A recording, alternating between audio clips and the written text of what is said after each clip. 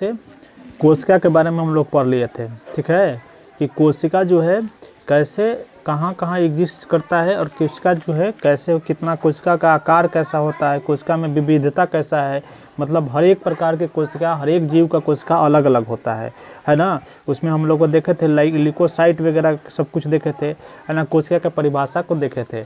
ठीक है, आगे हम लोग देखेंगे, आज देखेंगे कि कोशिका जो है एक कोशिकाएं आपस में समूह बनाकर उत्तक का निर्माण करता है। क्या चीज़ का निर्माण करता है? उत्तक का निर्माण करता है। एक सी रचना और एक सी कार्य करने वाली कोशिकाओं के समूह को उत्तक कहते हैं। मतलब क्या, एक के जैसन जो है ना रचना रहता है, एक के जैसन बनावट और एक के जैसन काम करने वाले कोशिका को क्या कहते हैं? उत्तक कहते हैं। बात समझ में आया? उत्तक कैसे बनता है? कोशिकाओं के समूह को, मतलब बहुत सारा कोशिका मिलकर एक उत्तक का निर्माण करता है। बात समझ में आया? उत्तकों के समूह जो किसी विशेष कार्य को संपन्न करते हैं तथा जिनका विशेष संरचनात्मक संगठन होता है।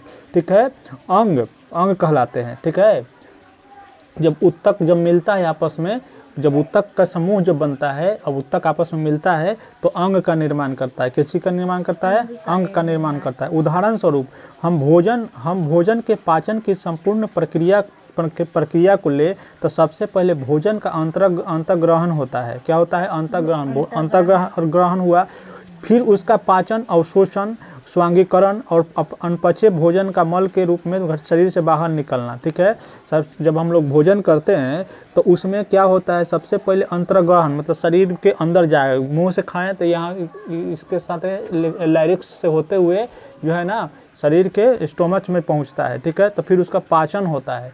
पाचन हो गया, शरीर जब पचा दिया उसको तो अवशोषण करता है। अवशोषण का मतलब हो गया कि उसमें से वसा, प्रोटीन, है ना, विटामिन सब निकाल के शरीर क्या करता है? अवशोषण करता है, मतलब अपने ब्लड बनाता है।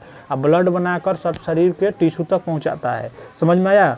तो उसके बाद स्वांगीकरण होता है। ठीक है, अनपचे भोजन का, अब जो भोजन जो अनपचे हो जाता है वो जो है उसको त्याग देता है। ठीक है, करता है कि प्रत्येक कार्य अलग अलग पाचन अंगों द्वारा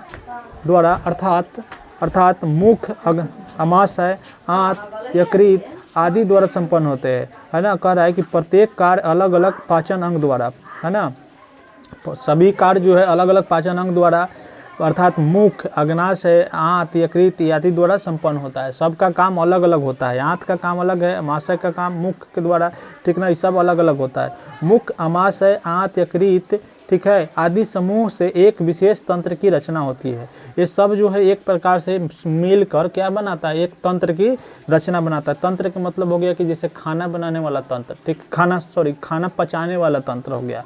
ठीक है, जैसे मुख से खाएं, ठीक ना, तो कहाँ गया? आंत में गया, ठीक ना, आंत में गया, फिर अमाशय में गया, फिर आंत में गया, फिर उसको यकृत में पहुंचा, है ना, यहाँ यकृत। उसके बाद यदि ये सब जो है मिलकर क्या किया? भोजन को पचाया। अगर इसमें से एक को चीज़ अगर नहीं रहेगा, एक आधो को चीज़ नहीं रहेगा तो भोजन पचाने में, है ना, मुश्किल होगा। क्या होगा? मुश्किल होगा, जिसे पाचन तंत्र कहते हैं। क्या कहते हैं?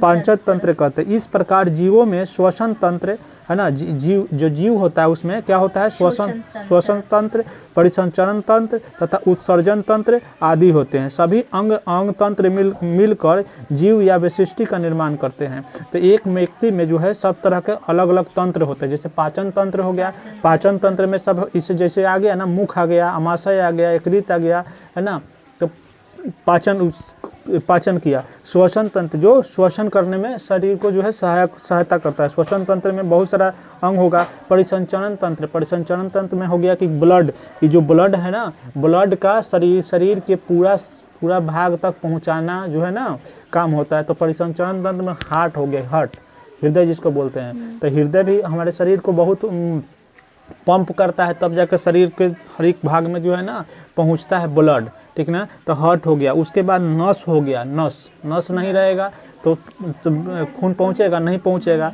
है ना। तो इस तरह से बहुत सारा अंग मिलकर एक तंत्र का निर्माण करता है। ठीक है, जैसे जिसको परिसंचरण तंत्र कहते हैं।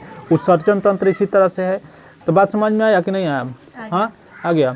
चलो, तो इतना